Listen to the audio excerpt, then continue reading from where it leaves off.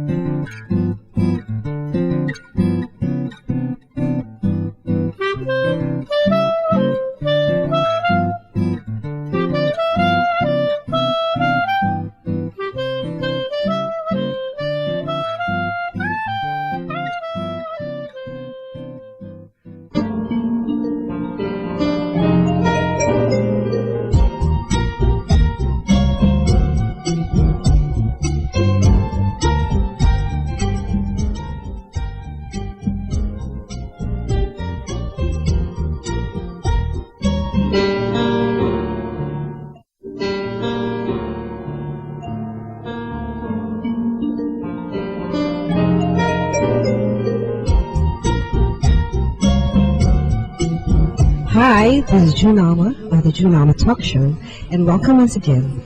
Tonight, as we move to a closing of our fourth season, we'd like to feature for our last episode, on episode 50, another of the beautiful landmarks within the metropolis.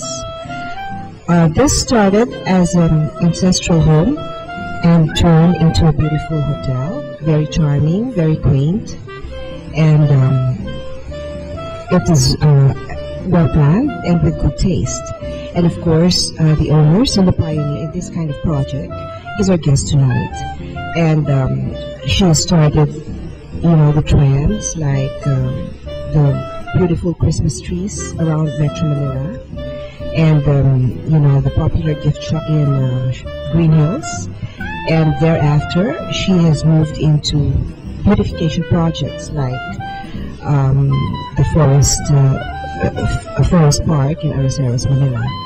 So tonight, we're lucky to have with us the owner of the Orchid Garden Hotel, Mrs. Regina Roces Paterno. Good evening, ma'am. Welcome to the Junama Talk Show. Thank you. Hello, and welcome to our hotel. Tell us, Mrs.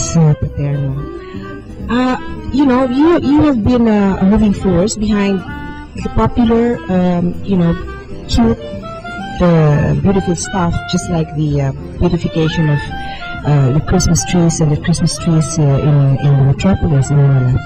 So now you've moved on into planting real trees around the metropolis because you're an environmentalist. So tell us, how do you intend to propagate this kind of passion that you have now? Or is this really, among your different projects, the passion that you really have? We got our passion for greening from our school. Sister Marisa was our teacher. Sister Marisa Richauco. She's a known environmentalist. And even when we were in school, we did a lot of planting around the campus.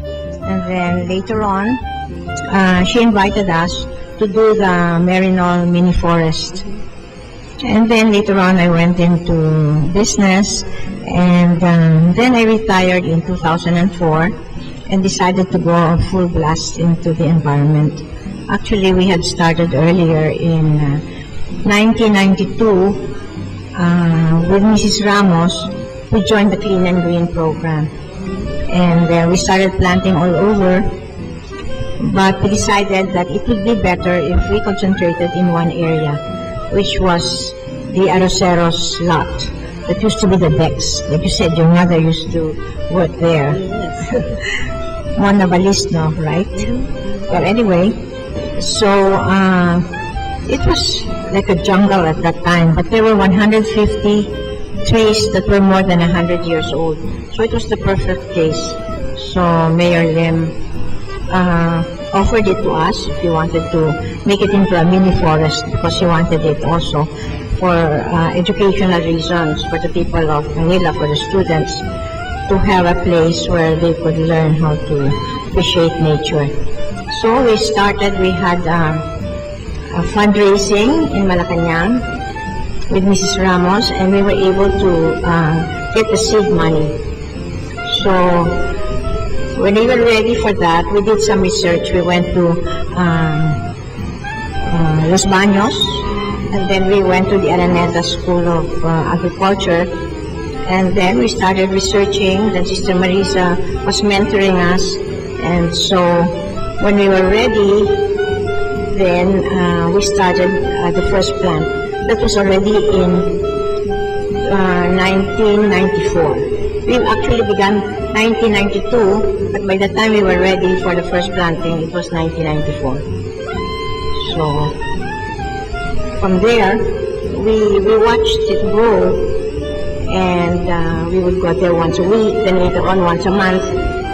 And then one day, we came into some trouble because the city of Manila, under the new mayor, it was then Atienza, because Mayor Lim had ran for the president. So the new mayor was then Atienza. He wanted to do something else with it. Of course, we put up a fight, and eventually, we even went to as far as having a lawsuit. But before that was resolved, Mayor Lim was the mayor again, and so he gave the place back to the group to work on. That's the Winner Foundation. That's the group of Mrs. Ramos. And so with this group of ladies, then we continued again. And from then on, we managed to keep it alive and restore it, because during that time, when they built that school there, they got about 2,000 square meters of the lot. It was all destroyed because of the construction. So we had to start from scratch. And now, you've been there, it's quite okay again. And we get a lot of students that go there from the schools of Manila, like De La Salle Benilde, Sambeda, Polytechnic, all kinds of students, and they go there to help. Hello, the Junama Talk Show. Welcome once again. So to continue from our discussion, we have a special guest tonight, Regina Roces Paterno, who is very much involved in the forest park in Arroceros. So, okay, ma'am, you were talking about, the schools that were getting involved at the Arroceros Forest Park. And I was there last Earth Day, and it's a very nice, breathing area for the metropolis. But I just want to, ask about, because I saw around, a lot of street children and a lot of vendors loitering around outside. And all of a sudden, also in the Ross Boulevard area, there were a lot of vendors sleeping there. And, it sort of pains our, systems that we see all these hungry Filipinos scattering around. So how do you propose that, a development like the Forest Park can multiply and contribute to, the development of the metropolis as well as global warming?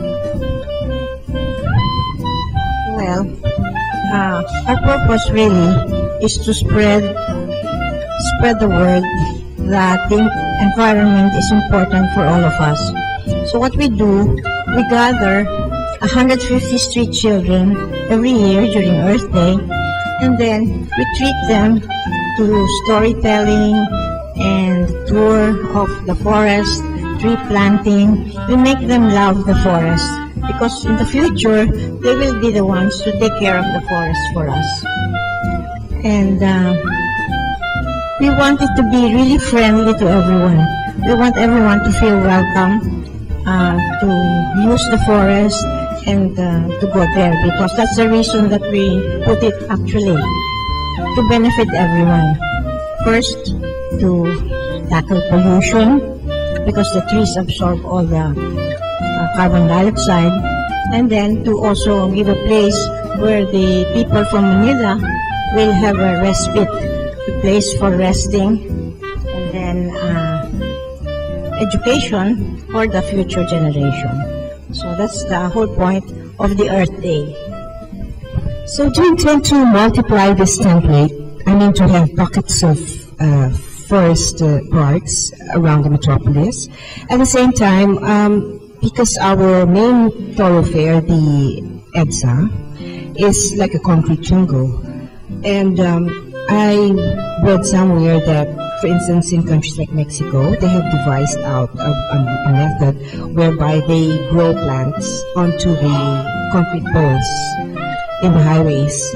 And, they have a special kind of soil whereby the plants can climb up and grow the roots. So that, and at the same time, these plants will give off the oxygen that's needed in the environment. So do you propose that later on, when you multiply the forest park, you can also plant in our highways?